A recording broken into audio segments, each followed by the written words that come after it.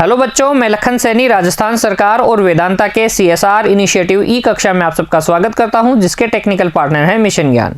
बच्चों, आज हम शुरू करेंगे कक्षा 10 की गणित की पाठ्य पुस्तक का अध्याय 10 वृत्त भाग 1 में हम इस अध्याय का परिचय पढ़ने वाले हैं, जिसके अंतर्गत बच्चों हम उन सभी शब्दों की परिभाषाओं पर चर्चा करेंगे जो इस अध्याय की समझ हमारे अंदर विकसित करेगी। आप अपनी नोटबुक और पेन तैयार रखिए बच्चों। हर एक परिभाषा को ध्यान से समझते हुए नोट कीजिए और बाद में दोहराते हुए याद भी कीजिएगा बच्चों। सबसे पहले स्टार्ट करते हैं वृत्त की परिभाषा के साथ। देखिए, वृत्त या सर्किल क्या होता है? किसी स्थिर बिंदु से सदैव समान दूरी पर स्थित बिंदु का बिंदु पथ लोकस वृत्त कहलाता है। परिभाषा को ध्यान से पढ़िए बच्चों और फिर समझने का प्रयास कीजिए। आपके पास दो बिंदु है, एक क्या है? स्थिर बिंदु है, फिक्स है। ये बिंदु O क्या है? फिक्स बिंदु है।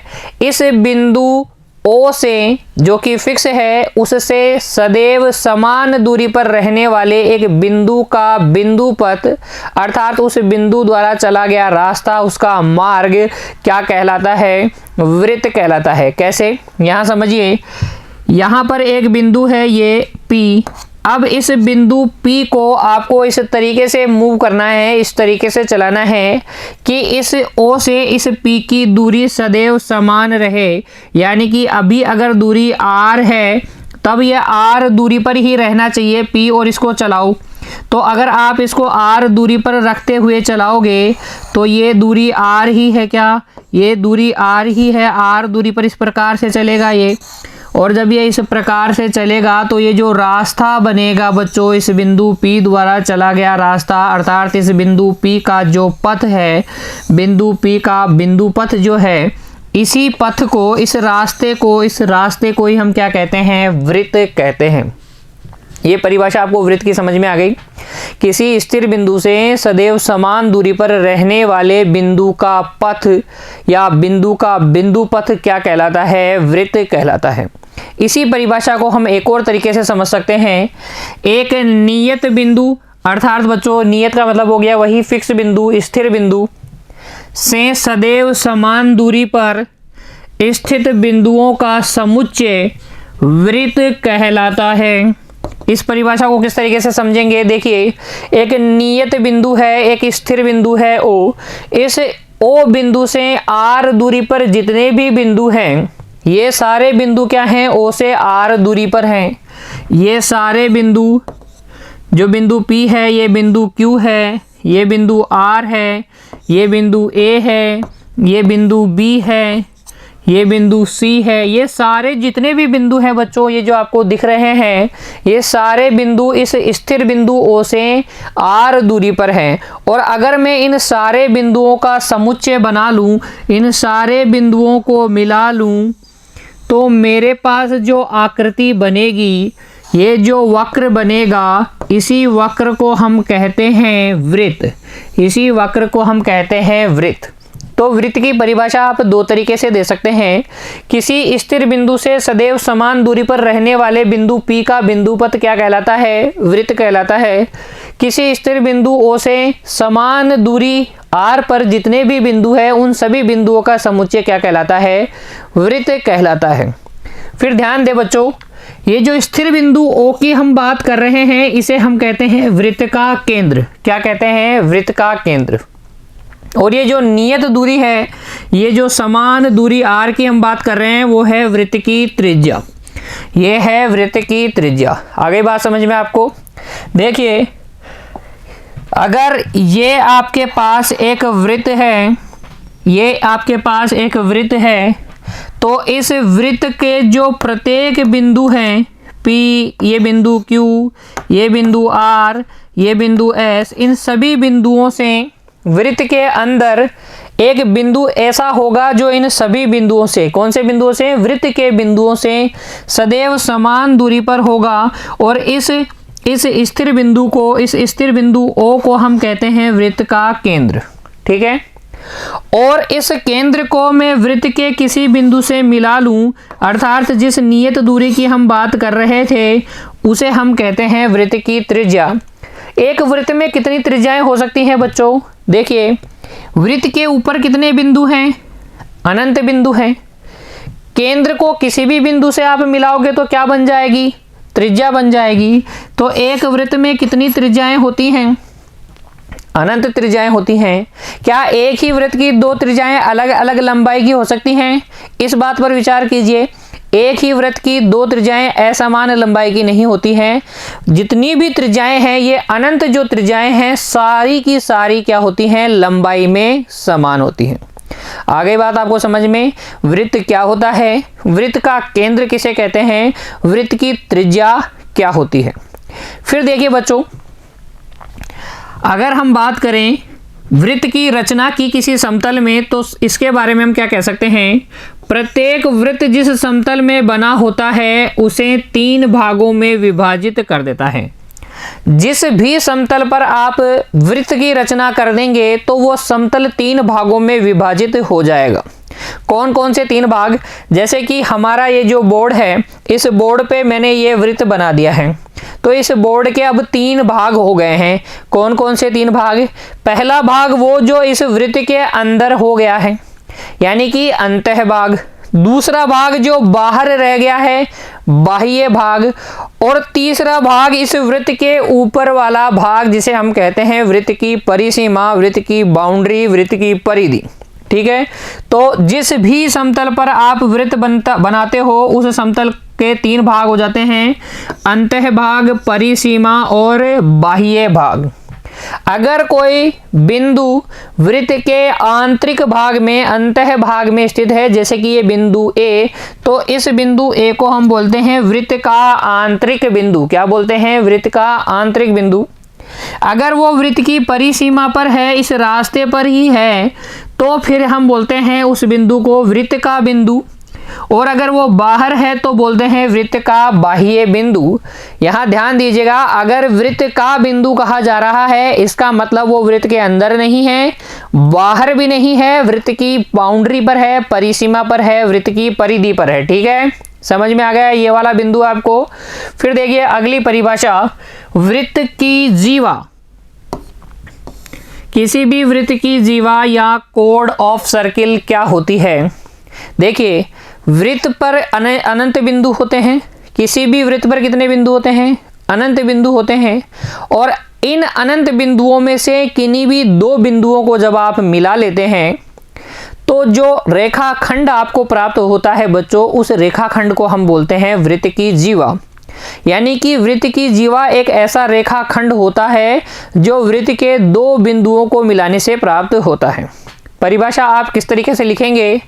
वृत्त के किन्हीं 2 बिंदुओं को मिलाने वाला रेखाखंड वृत्त की जीवा कोड ऑफ सर्किल कहलाती है। कोड ऑफ सर्किल कहलाती है। सिंपल सी परिभाषा है, वृत्त के किन्हीं 2 बिंदुओं को मिलाने वाली रेखाखंड वृत्त की जीवा कहलाती है। ये जो ए बी आपको दिख रही है बच्चों, वृत्त की क्या है? जीवा है। ऐसे ही मैं एक और जीवा खींच सकता हूं, ये लो सी डी। ऐसे ही मैं एक और जीवा खींच सकता हूं, पी क्यू। तो मैं कितनी जीवाएं खींच सकता हूं किसी भी वृत्त में? वृत्त के कितने बिंदु होते हैं वृत्त पर? अनंत बिंदु। किन्हीं भी 2 को मिलाओगे तो क्या बन जाएगी? जीवा। तो हम कितनी जीवाएं खींच सकते हैं? अनंत जीवाएं खींच सकते हैं। ठीक है, और जीवा के बारे में हमें कौन कौन सी बातें याद रखनी है बच्चों? देखो, ये बात तो आपको समझ में आ गई, एक वृत्त में अनंत जीवाएं खींची जा सकती हैं। दूसरी बात समझिए, वृत्त की जीवा के अंत बिंदु सदैव वृत्त पर स्थित होते हैं। इसका मतलब जीवा के 2 अंत बिंदु होंगे, कहाँ होंगे? वृत्त पर स्थित होंगे। जीवा क्या होता है बच्चों? रेखाखंड होता है, रेखा नहीं होती, क्योंकि रेखा के तो अंत बिंदु ही नहीं होते। तो अगर ए बी इस वृत्त की जीवा है तो ए और बी कहाँ हैं? वृत्त के ऊपर स्थित हैं, वृत्त के बिंदु हैं। दूसरा बिंदु भी आपको समझ में आ गया होगा ये भी। फिर देखिए अगला, वृत्त के केंद्र से समदूरस्थ जीवाएं समान लंबाई की होती हैं तथा केंद्र के पास वाली जीवा अधिक लंबी होती है। जो जीवाएं केंद्र से समान दूरी पर होती हैं वे सारी जीवाएं लंबाई में समान होती हैं। यहाँ समझिए इस बात को। देखिए, अगर आपके पास ये है एक वृत्त जिसका कि केंद्र है O, ये O केंद्र वाला एक वृत्त है और मैं इस केंद्र से समान दूरी पर दो जीवाएं खींचना चाह रहा हूं। देखिए, ये मैंने इस केंद्र से कितनी दूरी पर, मान लीजिए OM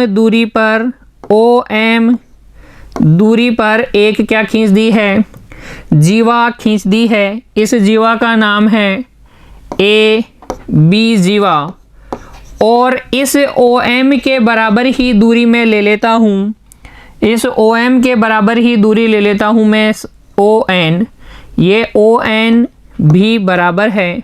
अब मैं इतनी ही दूरी पर एक और जीवा खींच रहा हूँ, ये जीवा OM के बराबर दूरी पर एक और जीवा मैंने खींची CD। तो क्योंकि ये OM और ON बच्चों बराबर हैं, इसका मतलब ये जो जीवा AB और जो जीवा CD है वो केंद्र से क्या है, समान दूरी पर है और जो जीवाएं केंद्र से समान दूरी पर होती हैं वो भी आपस में क्या होती हैं, बराबर होती हैं। अगर दो या दो से अधिक जीवाएं भी बच्चों, जितनी भी जीवाएं आप इस केंद्र से समान दूरी पर खींचेंगे सारी की सारी क्या होंगी, बराबर होंगी। एक और जीवा ले लीजिए, ये वाली ले लीजिए PQ, और अगर ये PQ की दूरी OL, OM और ON के बराबर है तो ये PQ भी इन दोनों के बराबर होगी। अर्थात केंद्र से समान दूरी पर स्थित जीवाएं लंबाई में समान होती हैं। फिर देखिए, अगर हम केंद्र के पास की ओर चलें, ये AB है तो मैं केंद्र के और पास जीवा खींचता हूं तो ये AB से लंबी होगी, और पास जाऊंगा तो ये और लंबी होगी, और केंद्र के पास जाऊंगा तो और लंबी हो जाएगी। केंद्र में से होकर ही निकाल दूंगा तो ये जीवा क्या होगी, वृत्त की सबसे लंबी जीवा होगी। तो ये जीवा वृत्त की सबसे लंबी जीवा होगी। इसे ही मैंने यहाँ लिख भी दिया है बच्चों, इसे भी नोट कर लीजिए। वृत्त के केंद्र से होकर जाने वाली जीवा वृत्त की सबसे बड़ी जीवा होती है। तो इसका एक स्पेशल नाम भी होना चाहिए क्योंकि ये तो सबसे बड़ी जीवा है। जी हाँ बच्चों, इसका एक विशेष नाम है। वो जीवा जो केंद्र से होकर गुजरती है उसे हम कहते हैं वृत्त का व्यास। वृत्त का व्यास। हमारी अगली परिभाषा क्या है, डायमीटर ऑफ सर्किल, वृत्त का व्यास।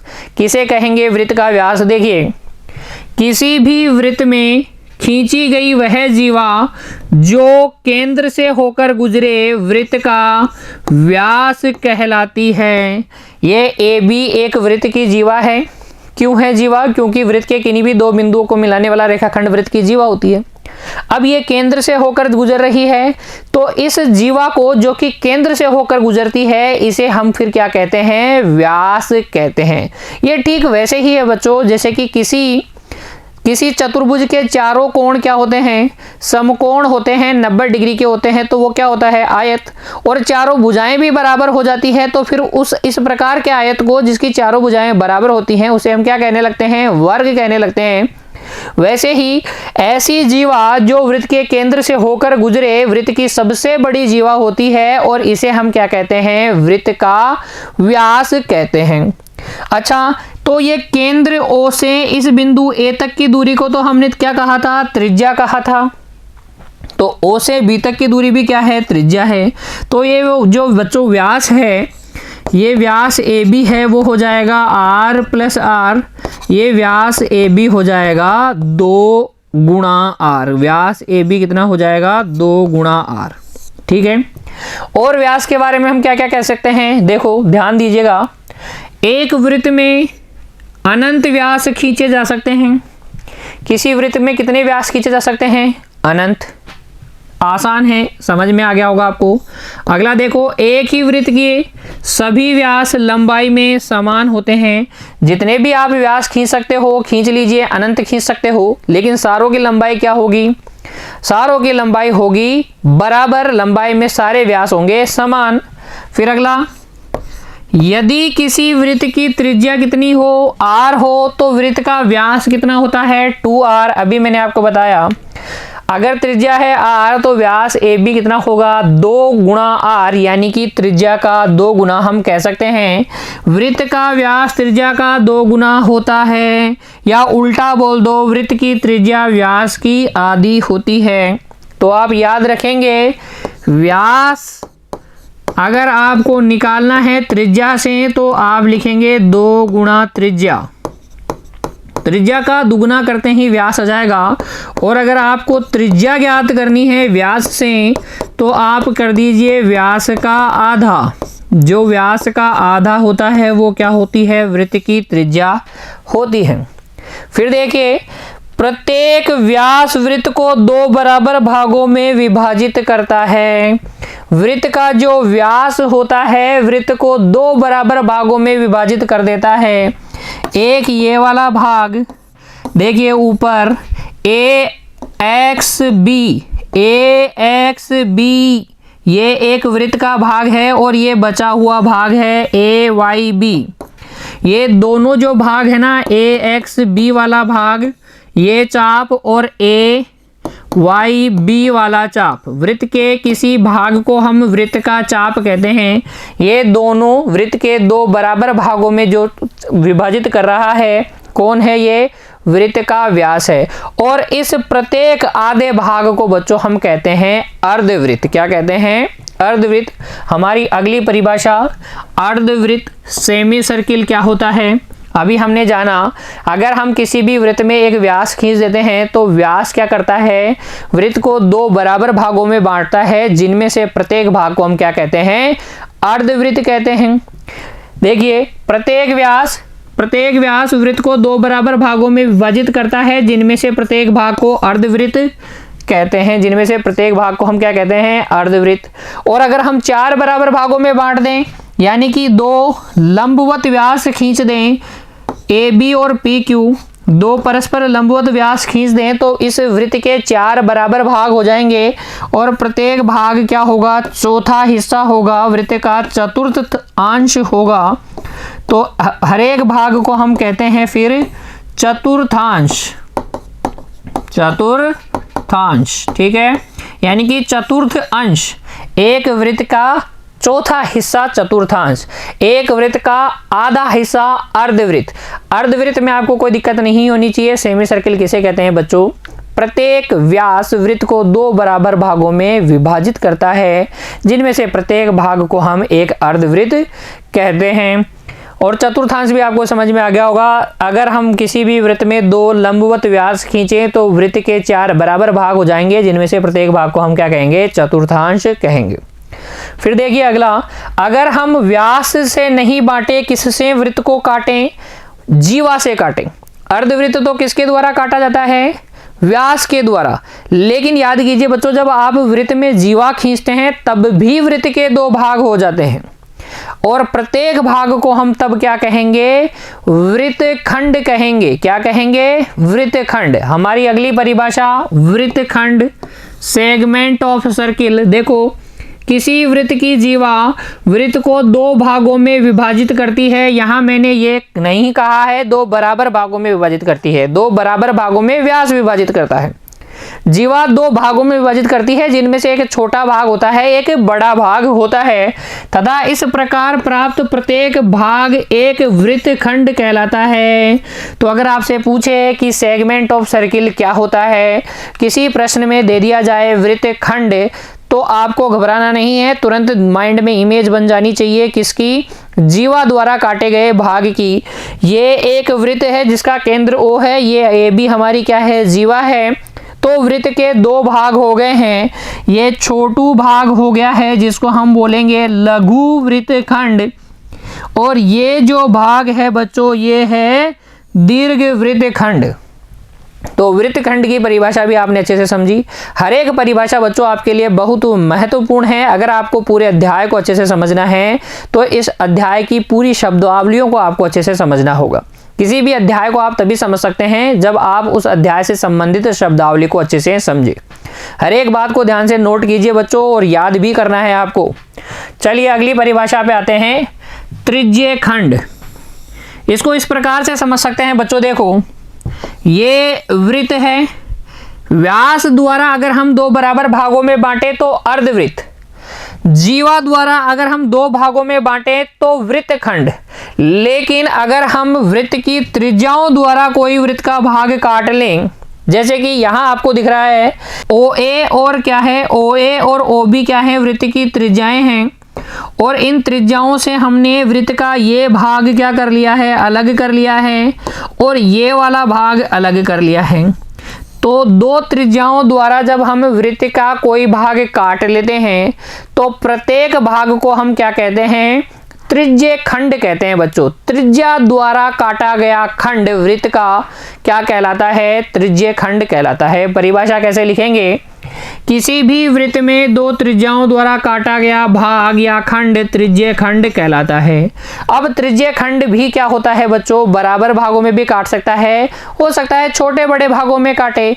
तो जो छोटा भाग होगा उसे हम बोलेंगे लघु त्रिज्य खंड। क्या बोलेंगे, लघु त्रिज्य खंड। और जो बड़ा भाग होगा उसको बोलेंगे दीर्घ त्रिज्य खंड। और जिस त्रिज्य खंड की बात हो रही है उस त्रिज्य खंड की त्रिज्याओं के बीच का जो कोण होता है उसे हम बोलते हैं त्रिज्य खंड का कोण। थीटा क्या है बच्चों, यहाँ पर इस त्रिज्य खंड का, इस लघु त्रिज्य खंड का कोण है। और ये AB क्या है, ये जो चाप AB आप देख रहे हैं इसे बोलते हैं त्रिज्य खंड का चाप। क्या बोलते हैं, त्रिज्य खंड का चाप। ठीक है, समझ में आया आपको कि त्रिज्य खंड क्या होता है। फिर आते हैं हमारी अगली परिभाषा पर। देखो, छेदन रेखा, सीकेंट ऑफ सर्किल, छेदन रेखा क्या होती है। ऐसी कोई भी रेखा, ध्यान दीजिएगा अब की बार मैं कह रहा हूं रेखा, ऐसी कोई भी रेखा जो क्या करे, वृत्त को दो बिंदुओं पर प्रतिच्छेद करते हुए गुजरे, तो उस रेखा को हम बोलते हैं वृत्त की छेदन रेखा।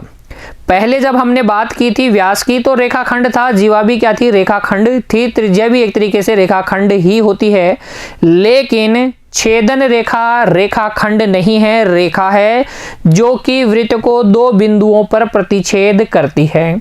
यदि कोई रेखा, ध्यान दीजिएगा, यदि कोई रेखा वृत्त को दो बिंदुओं पर प्रतिच्छेद करती है तो वह रेखा वृत्त की छेदन रेखा कहलाती है। ये A और B पर क्या कर रही है, इस वृत्त को प्रतिच्छेद कर रही है। तो ये जो रेखा है L इस वृत्त की छेदन रेखा है।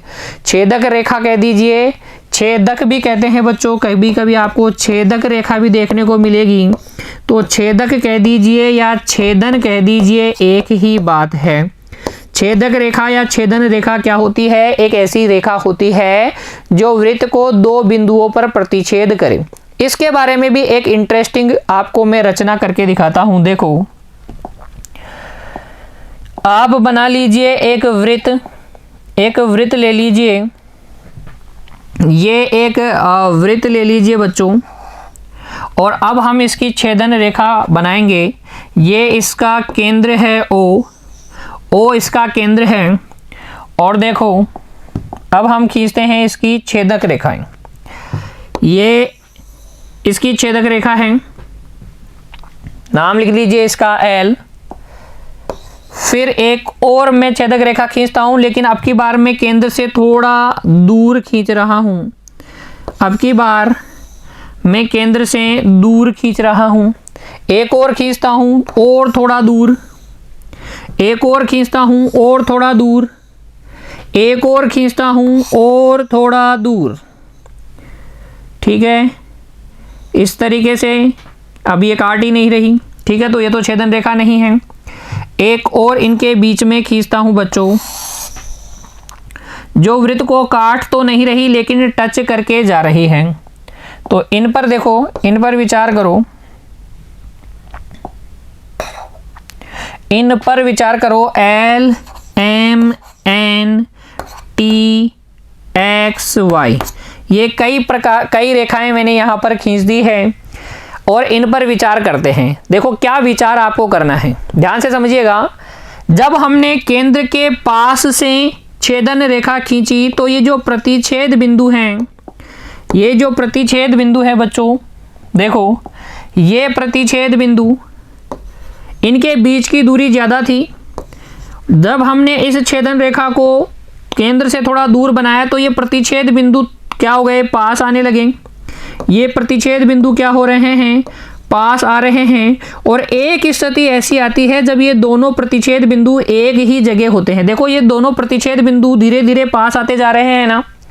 तो इस प्रकार की रचना जब आप छेदन रेखा से करेंगे तो आपको समझ में आएगा कि जैसे जैसे छेदन रेखा केंद्र से दूर हटती है, प्रतिच्छेद बिंदु क्या आते हैं, पास आते जाते हैं।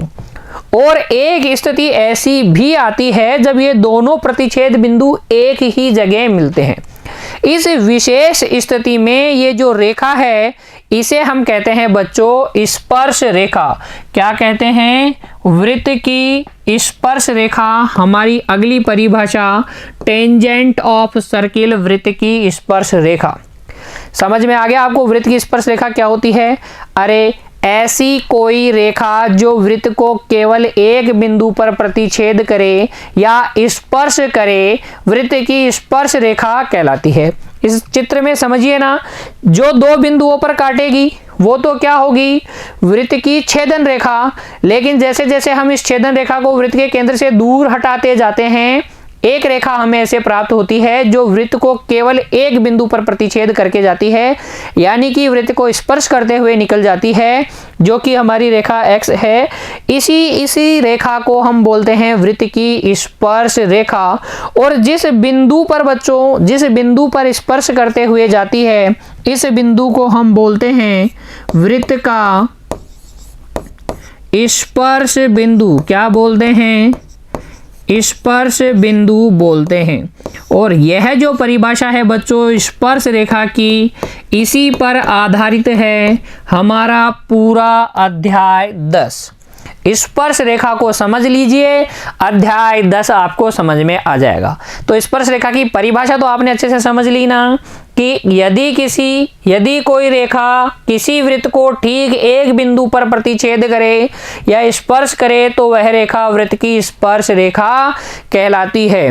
वृत्त और वृत्त की स्पर्श रेखा के अंदर जो उभयनिष्ठ बिंदु होता है, यानी कि जिस बिंदु पर स्पर्श रेखा वृत्त को स्पर्श करके जाती है, उस बिंदु को हम बोलते हैं स्पर्श बिंदु, point of contact, tangent point. ठीक है, तो आप याद रखेंगे स्पर्श रेखा की परिभाषा, स्पर्श बिंदु क्या होता है इसे भी याद रखेंगे।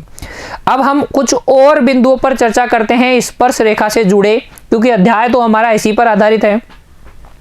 देखो ध्यान देने वाली बात है, किसी भी वृत्त पर अनंत बिंदु होते हैं, अतः एक वृत्त पर अनंत स्पर्श रेखाएं खींची जा सकती है।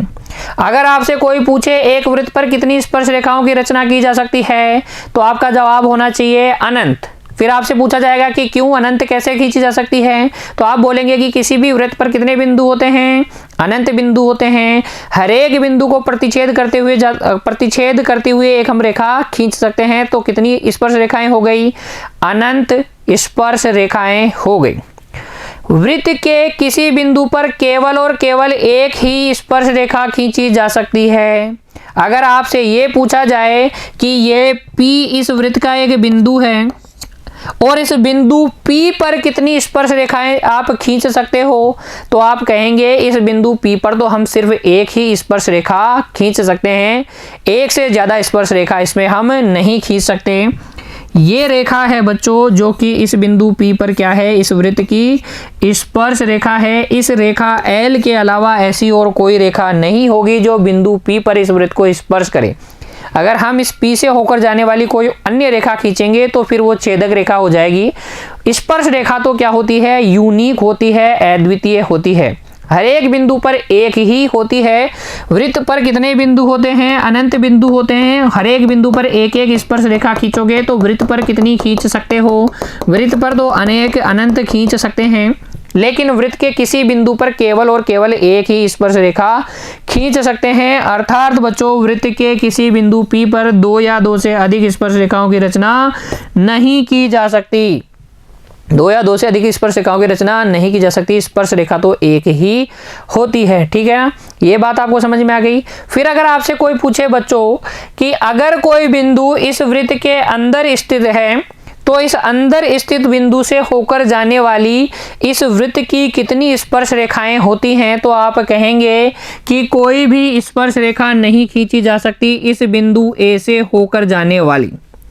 इस बिंदु ए से होकर जाने वाली इस वृत्त की कोई स्पर्श रेखा नहीं होगी, क्योंकि अगर कोई रेखा ए से होकर जाएगी तो उसको इस वृत्त को दो जगह तो काटना ही पड़ेगा, एक बार अंदर आते हुए और एक बार फिर बाहर निकलते हुए। तो ऐसी रेखा छेदन रेखा होती है, स्पर्श रेखा नहीं होती। वृत्त के अंदर अभ्यंतर स्थित किसी बिंदु से वृत्त पर कितनी स्पर्श रेखाएं खींची जा सकती हैं? 0, एक भी नहीं खींची जा सकती।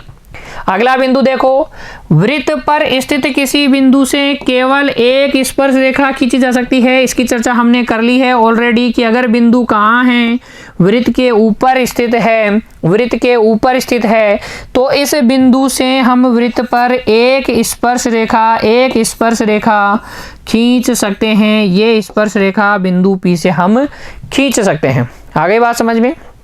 अगला देखो, अगर ये बिंदु P वृत्त के बाहर स्थित है तब इससे हम PA और PB दो स्पर्श रेखाएं खींच सकते हैं। वृत्त के बाहर स्थित बिंदु से वृत्त पर दो स्पर्श रेखाएं खींची जा सकती हैं। तो आपने क्या क्या जाना?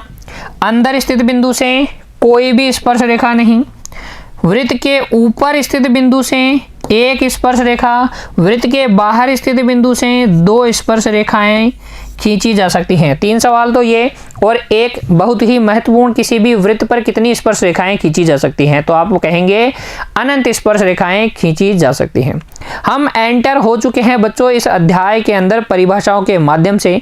इस अध्याय में हम चर्चा करेंगे वृत्त की स्पर्श रेखाओं पर। आज जो भी बच्चों मैंने आपको बताया, जिन भी परिभाषाओं की चर्चा मैंने आपके साथ की, उम्मीद करता हूँ आपको सारी परिभाषाएं अच्छे से समझ में आ गई हैं। मिलते हैं अगली कक्षा में, तब तक के लिए बच्चों आप खुश रहिए, पढ़ते रहिए। धन्यवाद।